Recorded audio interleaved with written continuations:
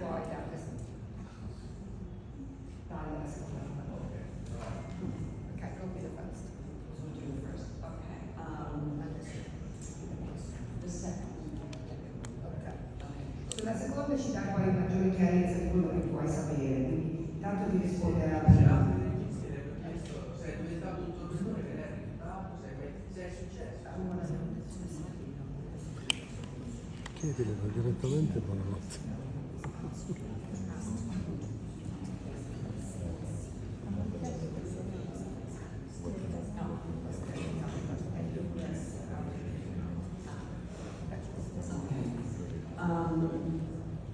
Thank you about my book.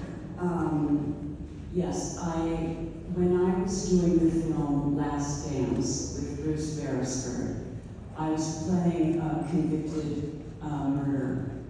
And so I decided to write to a maximum security prison, a women's maximum security facility, and see if I could get locked down in a maximum security pod for one day. And I went to the prison and I had to go check in like a maximum security prisoner, which means that you go in like a prisoner, you get strip searched, they look in your ass, they look everywhere, they look in your mouth, they look everywhere. Then they put you in a orange jumpsuit. You wear handcuffs behind your back. I wore leg irons on my legs. And they took me to death row. And I was locked in death row for one day. I was put in the cell, which was a very small, the length of this room, hallway with several other maximum security female prisoners. It was very, very violent. It was very strange. You have to put your hands back out through the small thing, it's called a trap, to get your handcuffs taken off once you're inside. That's where the expression "shut your trap" comes from. When you take a shower, you go into the shower with your leg cuffs and handcuffs, and then they take them off when you're in the shower. It was very intense. When I went in the prison, they said, "Don't worry, no one knows you're coming, you'll be safe, it'll be okay." The minute they started walking me through the prison, the prisoners started banging on their cells, and they started screaming, "Fuck you, Sharon Stone, fuck you, motherfucker, fuck you, we're gonna kill you, fuck you, fuck you, fuck you, fuck you, you cunt, fuck you, I can't fuck you." And the whole prison was screaming and banging on the bars that they were gonna kill me and fuck me.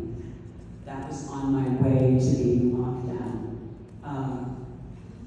To say it was terrifying would be diminishing.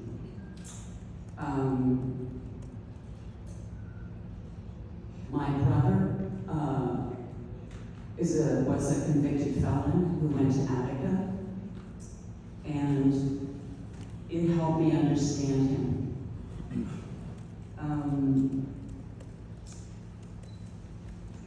I wanted to do this film because I wanted to understand the death penalty. I wanted to take a close look at my thoughts and feelings about the death penalty. The character that I played ended up getting the death penalty. They used the real prison warden and the real prison guards when they put me on the killing machine, which they did.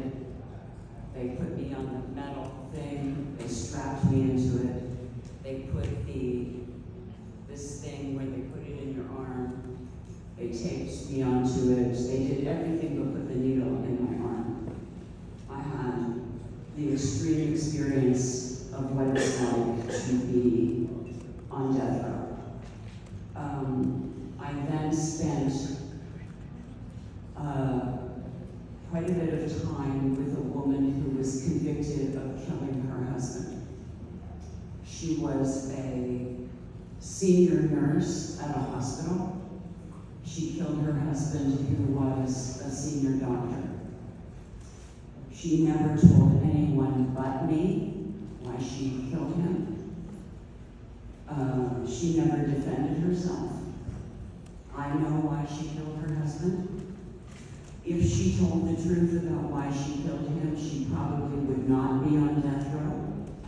But she did not want her sons to know what her husband had done to her. So she took the death penalty instead of her children understanding the shameful reasons of the things her husband had done to her.